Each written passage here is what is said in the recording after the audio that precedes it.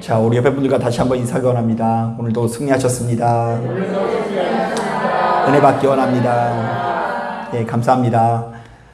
불타는 금요일을 맞아서 이 피곤한 몸을 이끌고 이 자리에 나오신 여러분들에게 우리 하나님의 한량없는 은혜가 함께 하시게 되시기를 주님의 이름으로 축복합니다. 저는 여러분들에게 수차례 말씀드린 것처럼 이 초등학교 시절을 아주 유별나게 보냈다라는 생각이 드는데요. 자, 황당하게도 저는 어린 나이부터 원수마귀의 역사에 굉장히 민감한 어린이였습니다. 자, 당시에 저는 이 땅이 온통 죄된 세상이어서 너무 더럽다고 생각을 하고요. 심지어 원수마귀가 가는 곳곳마다 득실거린다라는 생각에 사로잡혀 있었습니다. 자, 그래서 희한하게도 집에 있거나 교회를 가면 좀 괜찮은데요. 자, 밖에만 나갔다 오면 내 자신이 자꾸만 더러워졌다라는 느낌이 드는 거예요. 자, 그러다가 어쩌다가 절에만 지나가면 머리가 아파요, 안 아파요? 머리가 너무 아파요. 거기 가면은 그냥 나미 아미타불 막 이러면서 막 이렇게 중얼중얼거리면서 뭘 외우시는데, 막 그 얘기만 들으면 막 머리가 아프고 원수 마귀가 나를 회방한다는 생각에 속이 울렁거리는 기분이 이 수차례 느껴지기도 했습니다. 자, 그래서 이 집에 들어가면 어린 나이부터 행하는 어떤 의식 같은 것이 있었는데요. 자, 당시 저희 집에 기도할 수 있는 처소가 없어서 장롱에 한 칸을 비웠는데 거기에 탁 무릎을 꿇을 수 있는 사이즈거든요. 그리고 이제 거기에 들어가서 어린 나이부터 보고 들은 게 있어서 기도하는 거예요. 나사렛 예수의 이름으로 명하노니 원수의 원수 마귀는 물러갈지어다. 막 이렇게 막 한 20분 30분간 기도를 하고 나오면은요, 세상이 얼마나 아름답게 보이는지, 뭔가 깨끗해진 것 같다는 생각이 들고 내가 원수 마귀로부터 승리했다라는 어떤 그런 즐거움이 저에게 찾아오곤 했습니다. 자, 그런데 냉정하게 말하면 제가 성인이 된 이후에도 바로 이런 신앙과는 꽤 오랫동안 지속되었는데요. 자, 저는 사람에게 어떤 문제가 생기고 어려움이 발생하면 바로 그것이 사단의 역사와 연관되어 있다고 생각을 하는 사람이었습니다. 자, 특히 누군가가 아프다고 하면 그것을 놓고 얼마나 열심히 기도를 했는지. 자, 덕분에 사모님이 저 때문에 참 고생 많았는데요. 연애할 때부터 아프면 어디 가야 돼요? 병원 가야 되는데 기도해야 된다고 그래가지고 이제 막 20대 초반에 젊은 청년이 그냥 공원 구석탱이에 가지고 막 기도하고 있고, 막 평상시에 안 하다가도 막 그런 때에는 아주 눈에 불을 켜고 기도를 했던 기억이 납니다. 자, 왜냐하면 지금 이 문제와 괴로움들은 분명 원수 마귀가 주는 것에 대한 확신이 있었기 때문입니다. 그리고 주위 사람들이 바로 이 고난을 원수 마귀가 주는 것인지도 모르고 기도하지 않는 것을 보면 얼마나 안타까워했는지 모릅니다. 왜요? 지금 저 사람이 병원 갈 때가 아니라 뭐 할 때인데? 기도할 때인데 저렇게 세상적인 방법으로 해결하려고 하는 것이 참 어리석어 보였기 때문입니다. 자, 그런데 저는 훗날 이 신학을 공부하면서 바로 이런 사고방식들이 꽤 유명한 이단 사상이라는 것을 좀 깨달았는데요. 자, 이것을 가리켜서 신학적으로는요, 베레아 귀신론이라고 합니다. 자, 베레아 귀신론이라는 것이 막 책으로 나와 있어서 요약하기는 어렵지만 그래도 저 나름대로 요약을 해보자면 베레아 귀신론을 이렇게 요약할 수 있어요. 첫째, 귀신은 모든 질병의 원인이요, 모든 사고의 원인이요, 모든 중독의 원인이요, 모든 범죄의 원인이요, 모든 자살의 원인이다. 자, 이게 첫 번째고요. 자, 두 번째, 귀신을 쫓아내는 축사 운동으로만 질병이 나을 뿐이지 약으로는 결코 질병을 고치지 못한다. 자, 셋째, 그러므로 예수를 아는 것만으로 충분하지 않다. 우리는 예수를 아는 그 순간부터 예수의 이름으로 귀신을 물리쳐야 구원을 받는다. 자, 그런데 이런 사고방식이 도대체 뭐가 그렇게 문제라는 것일까요? 자, 어쨌든 성경에 보면 분명히 원수마귀라는 존재, 더러운 귀신에 관한 이야기가 나와요, 안 나와요? 나오잖아요. 그러면 바로 이 원수마귀와 더러운 귀신과 싸우는 것이 뭐가 그렇게 문제가 되길래 이단 사상이라고 부르는 것일까? 자, 오늘 우리가 읽은 본문은 바로 이런 점에서 크게 도움이 될 것 같은데요. 자, 먼저 21절부터 23절을 보니까 예수께서는요, 영적 전쟁이라는 것을 이렇게 정의하고 계세요. 자, 이게 무슨 내용인지 한번 잘 읽어보세요. 21절부터 23절 시작. 강한 자가 무장을 하고 자기 집을 지킬 때에는 그 소유가 안전하되 더 강한 자가 와서 그를 굴복시킬 때에는 그가 믿던 무장을 빼앗고 그의 재물을 나누니라. 나와 함께 하지 아니하는 자는 나를 반대하는 자요 나와 함께 모으지 아니하는 자는 해치는 자니라. 자, 우리는 여기서 집이라는 단어에 동그라미를 쳐야 되는데요. 자, 여기서 그 집은 우리의 심령 내지는 마음을 일컫습니다. 자, 그런데 바로 이 집의 주인이 강해야 그 소유와 재물이 안전하다고 하는데요. 자, 왜냐하면 바로 그 집 주인이 강하지 않으면 더 강한 사람에게 약탈을 당할 수밖에 없기 때문입니다. 자, 우리 한번 따라해 볼까요? 집 주인이 강해야 그 소유와 재물도 안전하다. 예, 우리 약탈당하지 않으려면 집주인이 어떻게 해야 된다고요? 강해야 된대요. 자, 그러므로 이 시대를 살아가는 우리들은 어떤 경우에도 누구를 우리의 주인 삼아야 된다? 예, 예수 그리스도를 주인 삼고 바로 그분과 동행하면서 순종하는 삶을 살아가야 된다는 이야기를 하는 거예요. 그러니까 하나님과 함께하지 아니하는 사람은 결국 마귀의 지배를 받고 우리 주님과 함께 모으지 아니하는 사람들은 자꾸만 해치는 자, 사단의 역할을 하는 사람이 된다라는 이야기를 하는 것이죠. 자, 실제로 우리의 심령에 예수께서 거하지 않고 주인이 분명하지 않을 경우에는 어떻게 된다라고 하고 있죠? 자, 오늘 본문에 보면 그것이 나와 있는데요. 우리 안에 주인이 분명하지 않을 때에 사단에게 어떻게 놀아나는지가 자세히 드러나고 있어요. 자, 우리 24절부터 26절 같이 한번 읽어볼게요. 시작. 더러운 귀신이 사람에게서 나갔을 때에 물 없는 곳으로 다니며 쉬기를 구하되 얻지 못하고 이에 이르되 내가 나온 내 집으로 돌아가리라 하고 가서 보니 그 집이 청소되고 수리되었거늘 이에 가서 저보다 더 악한 귀신 7을 데리고 들어가서 거하니 그 사람의 나중 형벌이 전보다 더 심하게 되느니라. 자, 그러니까 우리가 어쩌다 한두 번 기도해서 원수 마귀가 떠나갔다고 할지라도 바로 그곳에 주인 되신 예수께서 없으니까 어떻게 된다고요? 와, 여기 깨끗하니까 너무 좋다면서 귀신 몇 마리를 더 데리고 들어간다고요? 7마리를 더 데리고 들어간다라는 이야기가 나와 있어요. 자, 사실 수많은 사람들이 영적 전쟁이라고 하면 사단의 유무에 대해서만 놀랍니다. 자, 지금 이 자리에 사단이 있다 없다 이것만 생각을 하고요. 자, 바로 그 마귀를 쫓아냈다 쫓아내지 못한 것만을 기억합니다. 자, 그래서 마귀를 쫓아내면 생명이고 권세이고 능력이라 생각하고요. 그렇지 못한 것은 무능이고 괴로움으로 여긴다는 것이죠. 하지만 예수 믿는 우리들에게는 냉정하게 말해서 사단의 유무보다 훨씬 더 중요한 문제가 있는데요. 바로 주인의 유무입니다. 우리가 세상에 망령되고 허탄한 신하들을 벗어버리고 예수를 나의 구주로 삼는 것이야말로 모든 영적 전쟁에서 가장 핵심적인 과제라는 이야기를 하는 거예요. 자, 마귀를 쫓는 것보다 더 중요한 게 뭐라고요? 우리 안에 예수를 나의 구주로 삼는 것이 훨씬 더 중요한 거예요. 자, 우리 안에 주인이 분명하면 원수 마귀가 틈탄다 못 틈탄다? 못 틈탄다. 자, 그런데 자꾸만 주인이 분명하지 않고 자꾸 돈을 나의 주인 삼으니까 탐욕의 원수 마귀의 지배를 받는 거고요. 자꾸 가족이, 형제가, 자녀가, 사람이 나의 주인 노릇하기 때문에 내가 자꾸 원수 마귀의 종 노릇하게 된다라는 이야기를 하는 것이죠. 자, 말씀을 준비하면서 떠오르는 이야기가 있습니다. 자, 먼저 첫 번째로는 일전에 사역을 할 때 만났었던 한 집사님이 생각이 납니다. 자, 이분은 평상시에는 누구보다도 순하고 아름다운 성품을 가진 그렇게 좋은 분이지만 딱 한 가지 치명적인 단점이 있었는데요. 자, 술만 한 잔 들어가면 너무나 폭력적인 사람이 된다라는 단점을 가지고 있었어요.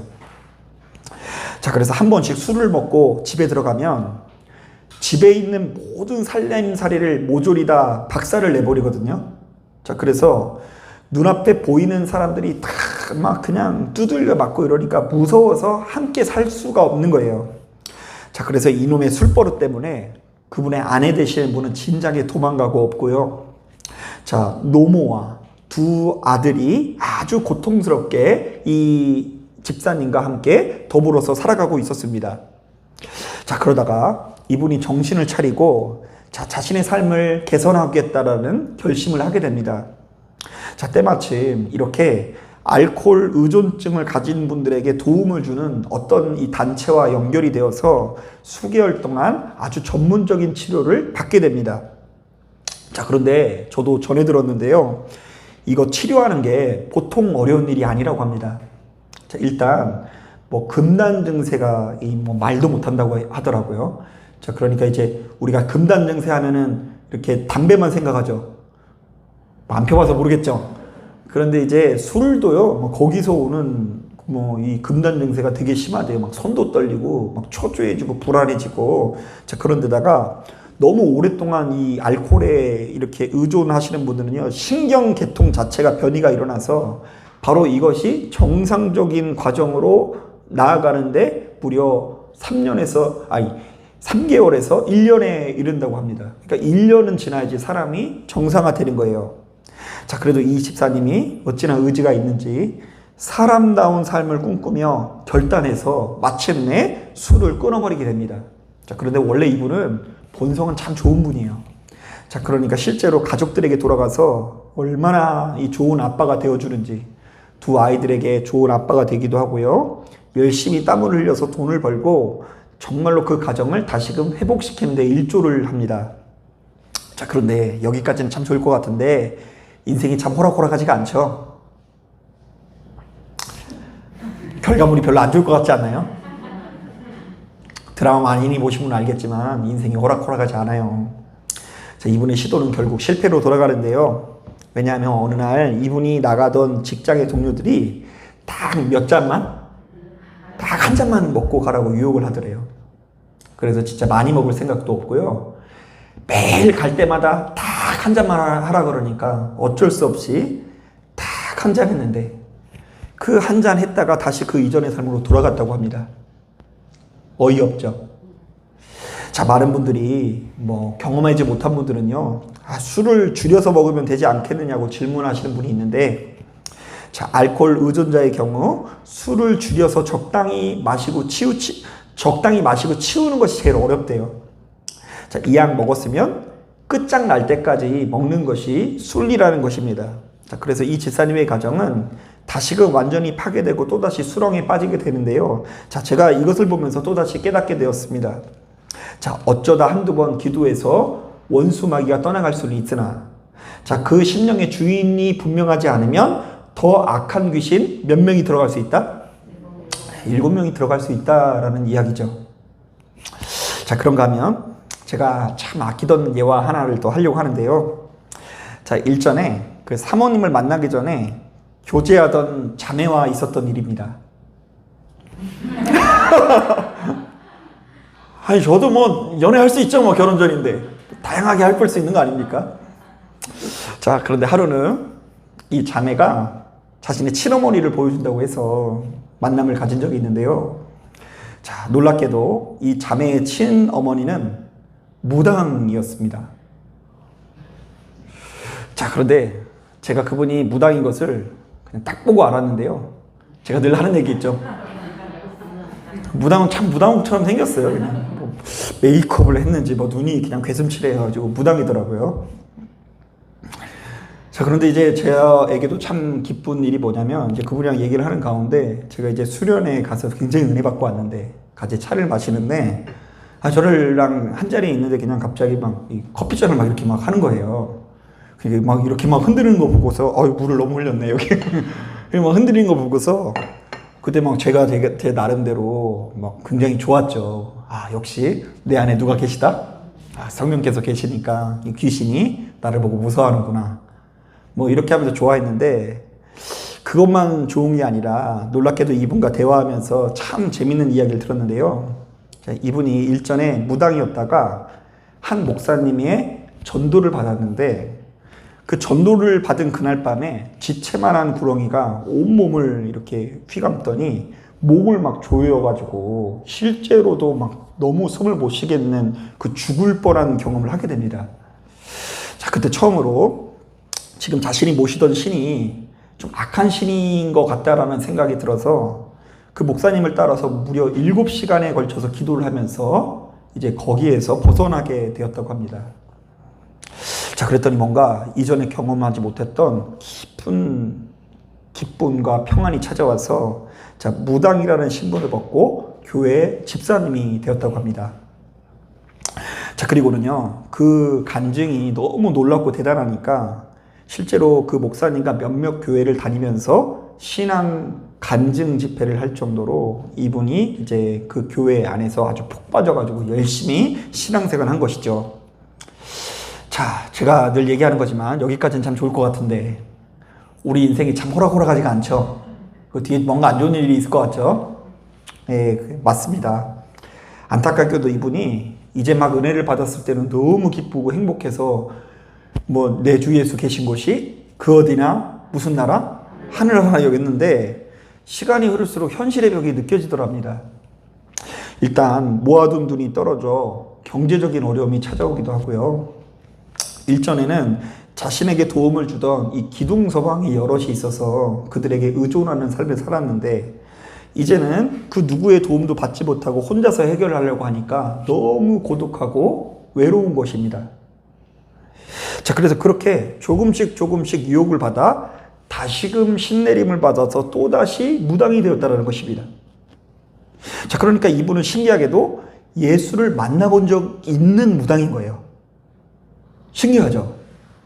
예수를 만났으면은, 그리고 직분을 받았으면 그대로 살아갈 것 같죠? 근데 그렇지 않아요. 또 삶이 적적하고, 뭐, 이렇게 돈이 필요하고, 그리고 뭔가 이렇게 그 방탕한 생활을 이기지 못하면 다시금 무당으로 돌아가더랍니다.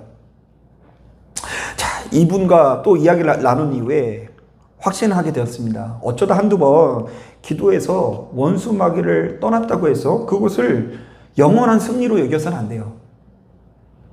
그 심령의 주인이 분명하지 않으면 더 악한 귀신 몇 명이요? 7이 얼마든지 들어갈 수 있다는 걸 인정해야 돼요. 한번 따라해 볼까요? 나는 자유해졌으나 얼마든지 더 악해질 수도 있다. 네. 내가 이제 집사고 권사고 장로니까 뭐 주님 오실 때까지 내가 뭐 흠모할 만한 모습일 것 같아요? 아니요. 무엇이 분명하지 않으면? 주인이 분명하지 않으면 얼마든지 더 악한 모습으로 변해서 내가 마치 사단과 같은 모습으로 변할 수 있다는 걸 인정해야 되는 거예요. 여러분, 많은 사람들이 왕년에 자신이 하나님께 받은 은혜만을 자랑합니다. 자신이 일전에 엄청난 체험을 했고 그 누구보다 대단한 권세와 능력을 경험했다라는 것을 크게 여깁니다. 그래서 거기서 벗어나질 못해요. 또한 바로 그 과정에서 예수의 이름이 정말 능력이 있다는 걸 경험하고 가는 곳곳마다 예수의 이름을 앞세우는 분들도 많이 봤습니다. 자, 그래서 병든 것을 향해서 얼마나 기도를 잘하는지 모릅니다. 예수의 이름으로 질병은 떠나갈지어다. 예수의 이름으로 고통을 가져다주는 원수마귀는 떠나갈지어다. 사업을 안 되게 하는 원수마귀는 떠나갈지어다. 자, 그러나 진짜 영적인 전쟁은 우리의 심령에 예수 그리스도를 주인 삼는 것에 있는 것입니다. 쾌락을 주인 삼지 말고, 물질을 주인 삼지 말고, 사람을 주인 삼지 않고, 나의 성과 출세를 주인 삼지 않고 예수를 나의 구주로 삼는 것이야말로 진짜 영적 전쟁이라는 것입니다. 어떤 면에서 원수 마귀 쫓아내는 것은 어렵지 않습니다. 쉬워요. 그러나 진짜 우리가 어렵고 힘들게 느껴지는 것은 우리의 주인 되시는 예수님을 꼭 붙들고 그분께 순종하는 삶인 것입니다. 만약 우리가 성령님과 동행하면서 그분을 나의 주인으로 삼으면 어떤 일이 있어도 원수 마귀는 우리의 심령에 틈타지 못합니다. 설령 어쩌다 틈탄다고 할지라도 그들은 원하는 것을 얻어내지 못해요. 왜요? 우리 주님은 원수 마귀보다 더 강한 분이기 때문에 그렇습니다. 그러나 자신의 심령의 주인이 분명하지 않으니 원수 마귀에 놀아나고 죄악에 놀아나고 탐욕과 쾌락에 놀아나서 망하는 길로 나아가기 마련인 것입니다. 자, 그래서 오늘 우리가 읽은 말씀을 보니까 주님께서는 이렇게 말씀하시는 거예요. 자, 우리 다 같이 21절부터 23절 말씀 같이 한번 읽어보도록 하겠습니다. 시작. 강한 자가 무장을 하고 자기 집을 지킬 때에는 그 소유가 안전하되 더 강한 자가 와서 그를 굴복시킬 때에는 그가 믿던 무장을 빼앗고 그의 재물을 나누니라 됐어요. 여기서 이 강한 자라는 것은요, 거짓 주인을 말해요. 여러분 주변에 힘세 보이는 그 누군가 있죠? 그 사람이랑만 있으면 절대로 우리가 안전할 것 같다는 생각이 들 수 있죠. 자, 그런데 오해예요. 자, 우리에게 더 강한 자가 필요한데 그것이 오늘 본문의 맥락으로 보았을 때는 누구라고 할 수 있을까요? 우리 주 예수 그리스도. 예수 그리스도가 아니면 이길 수 없다라는 이야기를 하는 거예요. 자, 23절도 한번 읽어볼게요. 시작. 나와 함께하지 않는 자는 나를 반대하는 자요, 나와 함께 모으지 아니하는 자는 해치는 자니라. 자, 여기서 나와 함께하지 아니하는 자는 나를 반대하는 자요라고 되어 있는데 여기서 나를 반대하는 자가 사단을 말해요. 자, 본문의 전후 문맥을 보면은 이 바알세불과 관련되어 있는 이야기를 하잖아요. 자, 그러니까 주인이 분명하지 않아서 예수님 앞에 순종하지 못하는 사람은 결국 누구에게 놀아나게 되어 있다? 원수 마귀의 바알세불의 이 의도에 놀아나게 되어 있다. 자, 그리고 이 해치는 자라는 것은 뭐냐면 교회를 깨트리는 자, 이제 모이는 것을 방해하는 자라는 의미가 있어요. 자, 그러니까 나도 모르는 사이에 성령님의 지배를 받지 못하고 하나님께 지배를 받지 못하면 나도 모르는 사이에 교회를 이렇게 부흥시키는 자가 아니라 어떻게 하는 사람이요? 해치는 자, 흐트러뜨리는 사람가 될 수 있다라는 이야기를 하는 거예요. 자, 그러니까 여러분 진짜 무서운 게 뭔지 아시겠어요?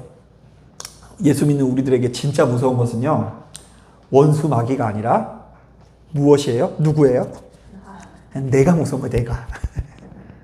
내 자아, 길들여지지 않는 나의 자아, 본성.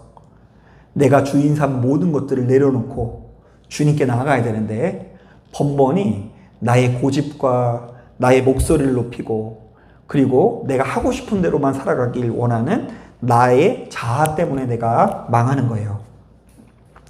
사랑하는 여러분, 바로 이 말씀을 기억하시고 입과 혀로는 예수를 믿으나 엉뚱한 것을 여러분들의 주인 삼지 마시고 예수를 나의 구주 삼고 성령과 피로써 거듭나시는 저와 여러분들이 되시기를 주님의 이름으로 축복합니다. 자, 기도하겠습니다.